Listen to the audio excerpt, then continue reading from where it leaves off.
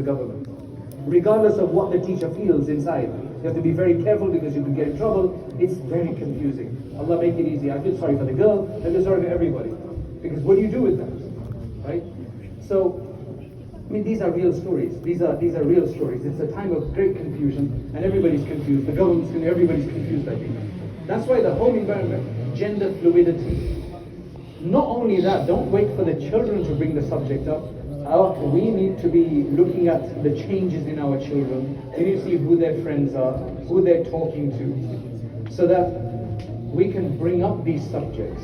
SubhanAllah, there's a brother, he's now married. Until now, he is traumatized. Why is he traumatized? He's old enough, he's a religious guy, he prays everything, but he's traumatized. He says that when we were growing up, we never had a meal together. The family never sat and ate together. I said, what do you mean? Then your mom used to cook. Yeah, she used to cook and leave the pot on the stove. And just like, in a buffet where you go and you just take your food, all the brothers, sisters, husbands, whatever, they take the food whenever they want and they eat. That's, subhanAllah, he's struggling, inshallah, he's getting better, but he's struggling with that. All of these things matter. Stability in the home is one of the most important. Husband and wife relationship, very important. The most important thing. Then if it's stable with Islamic knowledge, that they have decent amount of Islamic knowledge. They don't have to be alims or alimas, but they have to have at least a certain amount of decent knowledge and association with ulama, so whenever you have an issue, you can ask.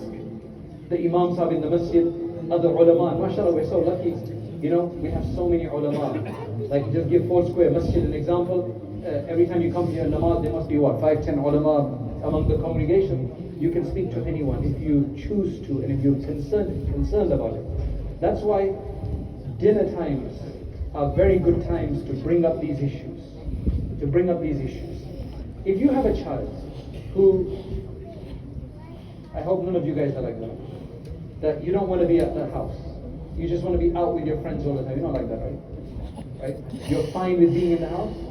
That's a problem. But then it's also a problem if you like to be in the house and you don't want to be with anybody else, but in the house you want to be in your room on an iPad with the door closed. That's also a problem. Why is that a problem? Because you're just talking to all sorts of people outside, or just playing games, or doing some other crazy stuff. You're not really benefiting from human interaction, which is very, very important, and you will regret that later. I'm saying this to our younger ones. But for parents, don't think, oh, mashallah, he looks after himself. I don't have to do any babysitting. She looks after herself. Right? That's not a good idea. I'll give you another example. They did a social study of, how old are you, Mr. Green? 11, what's your name? Abdul, how old are you? Yeah. You're 14. So these guys were 14. What's your name? Fahim. What does that mean? Means the one who understands. That's what Fahim means, so hopefully you understand. Alright? So, what happens is, 14-year-old kids, they're playing in the park. Suddenly one of them, it's a test, suddenly one of them pulls out a spray can and says, Fahim, go and spray on that guy's wall. Do some graffiti. Are you good at graffiti? So what are you going to do? So what would you say to him? What, you say no. Okay, now the others, they all say, no, go and do it, go and do it. Would you still say no? These are your friends. You want to be with them. You still say no, right? Okay. Then what they do is say, Fahim, you're a chicken. Right? You're a chicken, you can't do this, you're so scared, you can't be with us. Would you do it? You sure? You're just saying that. Do you know the pressure we're talking about? What would you do? Just stand there and say no. And then what? You just stand there. Even if they're picking on you. You go. MashaAllah. Inshallah. Inshallah you will. Allah protect all of us. Most of the children ended up doing it. The pressure is too great. Most of them did it. The few who did not do it, what was so special about them? These were not Muslims. It's not about Islam. These are just regular people. The ones who didn't do it, they walked away. If you stay there, you will be pressured. Unless you're the leader and you can just shut everybody up, then otherwise most people are followers. The only people who survived were those who moved away, walked away. Where did they go? They went home. Why did they go home? They knew that at home I've got welcoming environments. I don't need this group. Because at that time what you're going to be thinking is, they won't be my friends anymore. I won't be part of this group or this gang or whatever it is. I need to belong somewhere. So let me do this so I can belong. If you can belong at home, then you don't have to belong anywhere else. That's the beautiful thing, right?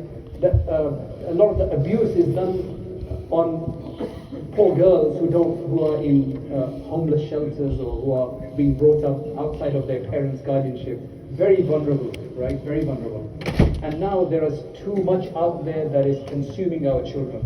I mean, I don't have enough time for this, but in the last year, I would say I've dealt with 3 cases of between 15 and 17-year-old girls, 2 girls and 1 boy, I think, or there were 3 girls, that became atheists, right?